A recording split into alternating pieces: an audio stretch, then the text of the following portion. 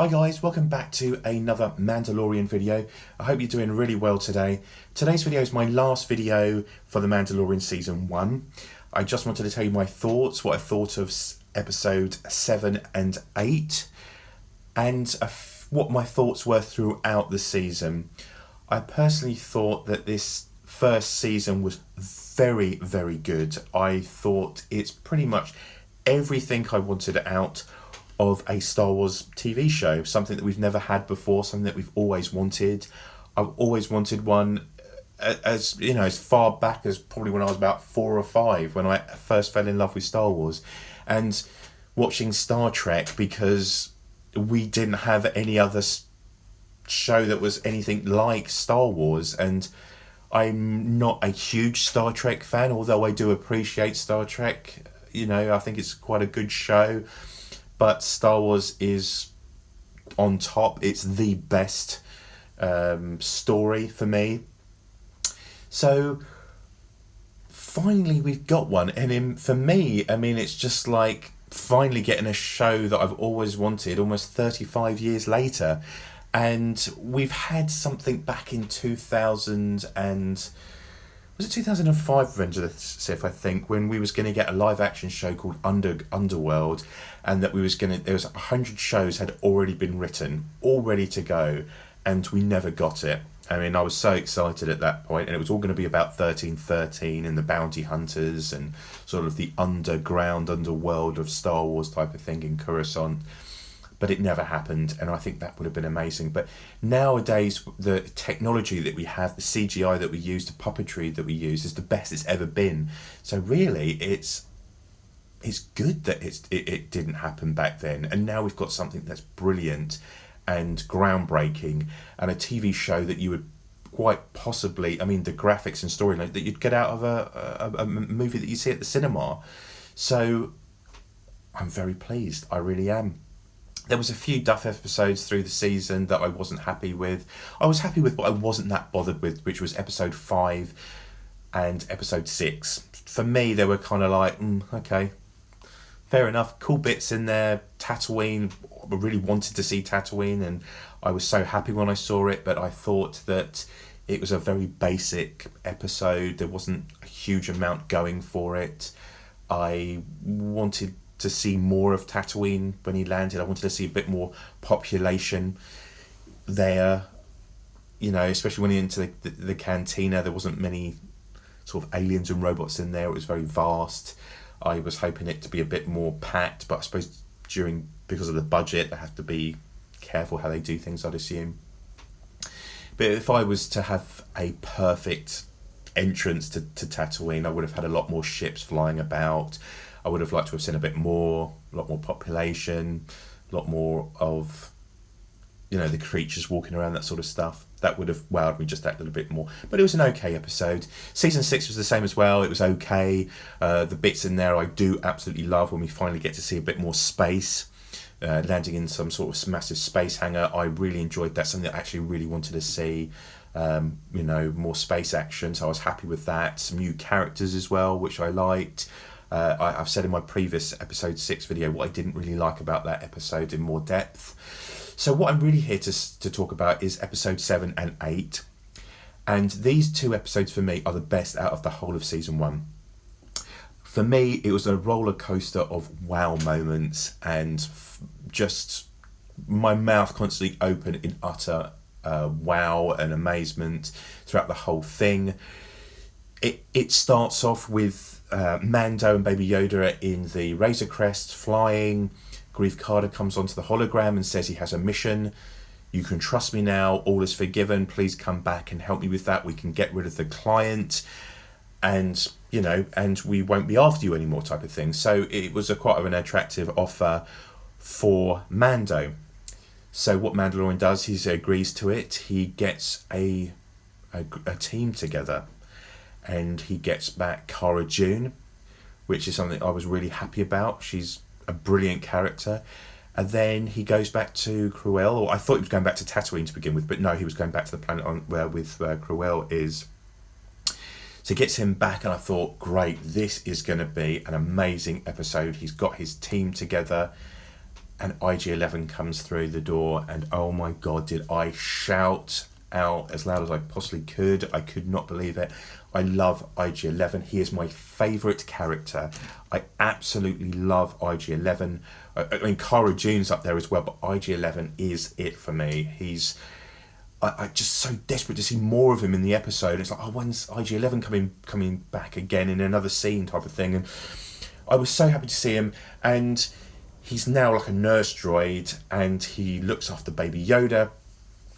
And he still has his abilities, so he still has that sort of assassin nature type of thing, but he's programmed as a nursing droid to look after people.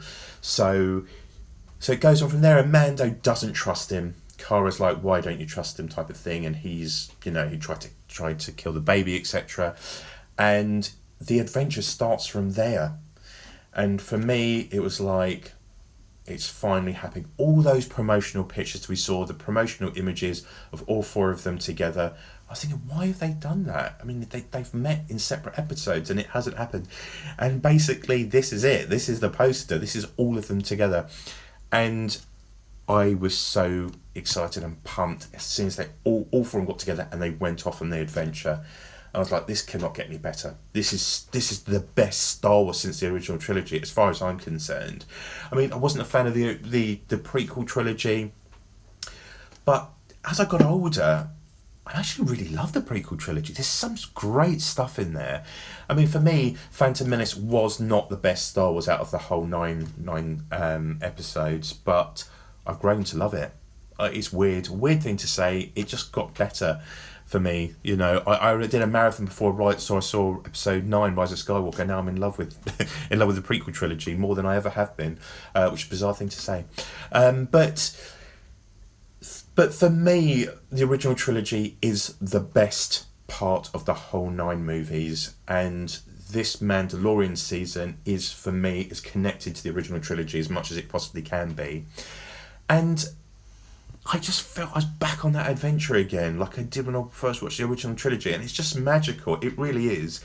And they land down on the planet and they meet Greef Karga, and he has 2 bounty hunters with him, and they said, right, we're here, let's go on this mission, get rid of the client, and so the town is freed up for all the bounty hunters to be free and relax, and they can do what they want to do type of thing, which was the main goal. But it's secretly, the main goal was to kill Mando and to take Baby Yoda and take him back to the client. So as they're on their journey, we've got these massive dragons that come down and attack everybody, and they attack Greef Karga, and all hell breaks loose. Greef Karga has been attacked, and he's got poison running through his veins, and it's going to be the end of him until Baby Yoda comes to save him.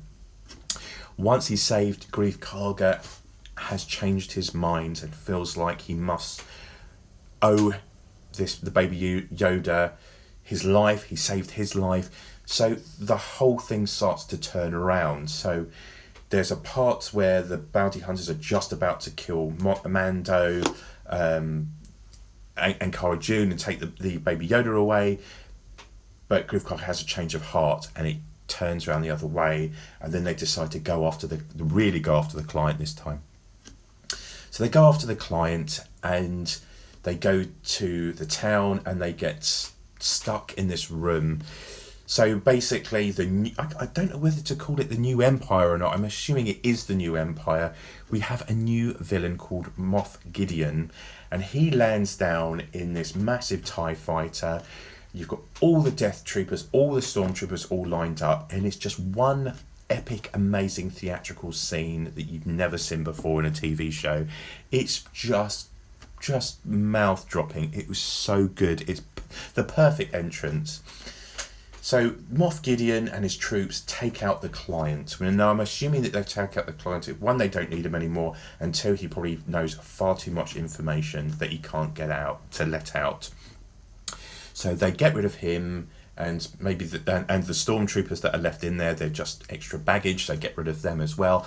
And the heroes are now stuck in this room. So you have Cara Dune, we have Baby Yoda, Mando, and Greef Karga, and they are stuck. There is nowhere else for them to go.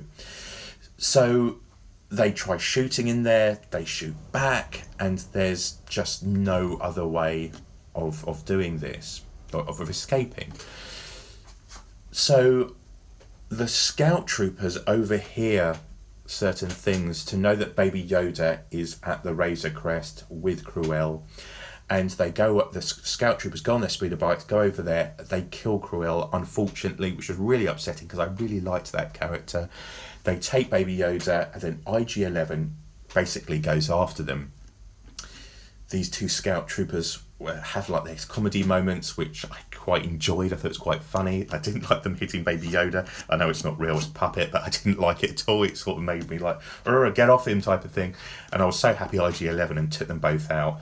And then IG-11 gets on the speeder bike, takes Baby Yoda with them, and goes out and saves Mando, saves Cara and Greef Karga. And as he goes to protect them, he's travelling on the speeder bike and he shoots all the stormtroopers left and right. And I just loved it. I was on the edge of my seat, and I physically, I know this might be quite sad, but I'm just so excited and shouting out and just couldn't believe it. I was like, oh my God, this is amazing. This is so cool. And he gets to the rest of the stormtroopers and he sort of dives off and takes them out. Mando comes out to help him as well because he has to save Baby Yoda. And there's this like massive epic gun battle, and Greef Karga comes out and he's fighting as well, and Mando gets onto this massive sort of laser cannon, and Greef Karga shoots at it, blows it up, and Mando's in a bad way, so they have to get back into the room because it's too much. They're getting overrun with stormtroopers and death troopers, etc. So they're now back where they started. They're stuck in the room, but they now have an extra ally, which is IG-11. So the next best thing is that Greef Karga thought that they can't take them out as this, so burn them out. Get an incinerator trooper in there with a flamethrower and take them out. So all is lost. We're thinking, what are the heroes going to do next? He comes in and Baby Yoda uses his force abilities and blows the flame back into the incinerator trooper, or flame trooper, however you want to say it, blows up, and they've got rid of them. So the next best thing is to find a way out and escape. Meanwhile, the Mando is on the floor and he is in a bad way, and the rest of them must escape with Baby Yoda. He's the main thing that they have to do. They have to save Baby Yoda. They find a way out through a hole and escape, but IG-11 needs to carry Mando out to escape, and he said that it will follow them, so he goes off and basically follows them. But before then, he has to make sure that the Mando is okay and needs to get up. So as he's a nurse droid, he gives him some Bacta fluid to make him regenerate back again, but he has to take his helmet off. And this is the first time we see Mando's face, which is Pedro Pascal. And I love Pedro Pascal. He's actually one of my favourite actors. I think he's brilliant. Ever since I watched Narcos, he can't do anything wrong. He's brilliant. And it's so great to see his face, and he's sort of damaged and war damaged type of thing. And he puts the helmet back on. We also find out his name is Din Djarin, which I actually already knew because it was leaked in an interview some time ago. But I didn't want to bring it up in my video just in case someone didn't want to know about the name, but it's out there now. It's out there in the episodes, into the arc, so it's cool that we can now call him Din Djarin instead of the Mando, the Mandalorian. And they escape and they go back and they get through this tunnel, and Din Djarin is now, his health is back and he can walk, and they speak to the armourer, and they see that all the Mandalorians that were there before in the Covenant have put their helmets down, and it seems that they have given up and escaped. From what I can remember, I don't think that any of them were killed. I think they physically just got away and took their helmets off and had to give up the Covenant. So they speak to the armourer, they get themselves together, they get a few weapons, and then they escape again. And then the armourer says she wants to stay there, she doesn't want to leave the Covenant. And there's an epic scene where she takes literally 5 stormtroopers out, and it's done so well. I mean, it's brilliant. It's almost like you wouldn't see it in a normal Star Wars show, but because this is kind of like more of a grown-up Star Wars show, there's bits where she's smashing the stormtrooper helmet and it goes everywhere. So she takes those out because she's just so awesome and cool, and then the rest escape, and they escape on like a lava gondola type of thing, and there's this really cool R2 unit that's the gondola sort of driver, I guess you would call it, and I just loved it. I thought that was really, really good idea. And they go through, and they can't go any further because the Mandalorian has like Din Djarin, we can call him now. It's got like this sort of heat vision, and you can see at the end of this tunnel that they're in with the gondola, there's about 20 stormtroopers there, and there's no way that you can get through it, and there's no way back.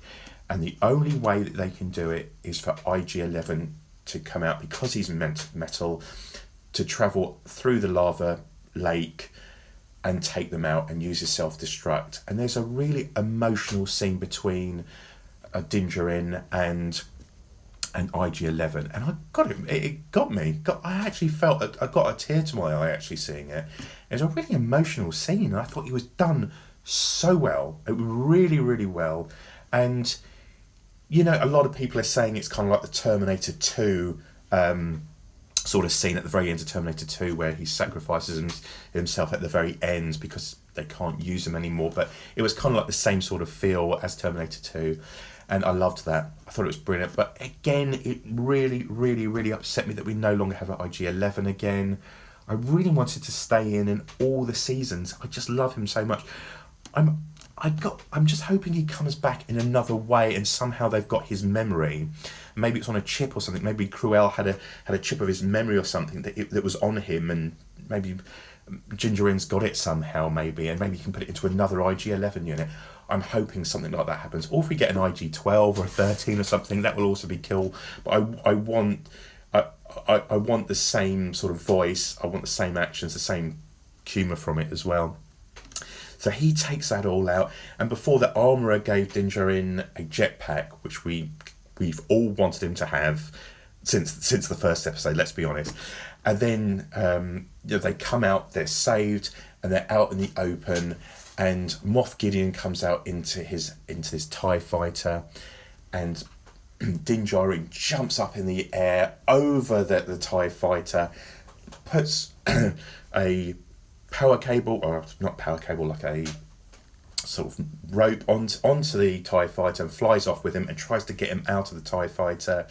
Eventually puts a bomb on one of the wings, and it blows up, and he lands down, and then everything's okay, they're all safe, and they say, right, you know, Cara Dune and Greef Karga, they're going to stay there and just wait it out. They're happy there.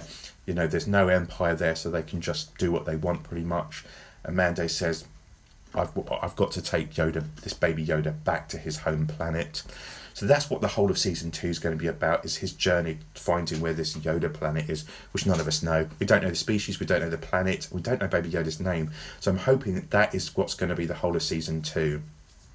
We're now introduced to all these characters, so I'm assuming there's no more introductions to new characters. Well, there's going to be, but the main characters have been established now. So hopefully we can sort of just go on, you know, with a really deep storyline now and focus on that. So we're made to believe that everything's okay, and then we go back to the TIE fighter that's been smashed onto the floor, and there's Jawas trying to take bits from it. And lo and behold, Moff Gideon comes out on top of it with a dark saber from Clone Wars and Rebels, and oh my god, I just couldn't believe it. I was like, again, one of those oh my god moments. I shout out, oh, this is insane, oh my god. So it looks like Moff Gideon is going to be our Darth Vader through these seasons. He's going to be the main villain, which is really exciting. Moff Gideon's got a great look. He's almost Darth Vader for the rest of his outfit anyway, and now he's got a darksaber. I think the thing is how did he get the darksaber? You know, and hopefully that'll get explained in season 2 as well. So that's my review of episode 7 and 8 and my review of season 1. I can't wait till season 2. We're getting it in sort of the fall, which I'm assuming is going to be October, November time. And I can't wait. It's too long to wait. We've got 10, 11 months to go. And, we've got Clone Wars season 6 or season 7, however you want to call it, whether you've missed out the Lost Missions or not. So that'll be coming in February. So I'll be watching those. I'm thinking whether to do podcasts for reviews, because I prefer talking over the mic instead of doing sort of live feeds through the video. So I might do. I'm not too sure how I'm going to do it. I don't really know how podcasts work. But if I do a podcast, I'll probably just transfer it to YouTube as well, so you guys can watch that. But thank you very much. Thank you very much for watching, guys. I hope you sort of liked the video. I hope you sort of agreed with some of my thoughts. Maybe I'd like you to put comments down below if you can, just to tell me what you thought of season episode 7 and 8 and what you thought of the whole season in general. And thank you very much for watching. I've got some videos coming up very soon which I'm going to be doing. I'm going to do a Rise of Skywalker review, because I feel like I wanted to leave it till the dust settled a bit more. I've seen it several times now and it's really sunk in, so I've got some thoughts on what I want to say, but I'm going to do that in another video. I've also got a video for Funko Pops as well, the Knights of Ren. I've got 5 Knights of Ren at the moment, so I need to get the 6th one for me to do a video. I've ordered one from Australia, so it's going to take a good couple of weeks to come through, but when it does, that'll be another video for you guys. Plus I'm going to do more Mandalorian Funko Pop videos as well. So I hope you all guys have a good rest of the day, and thanks for watching. Take care. Bye bye.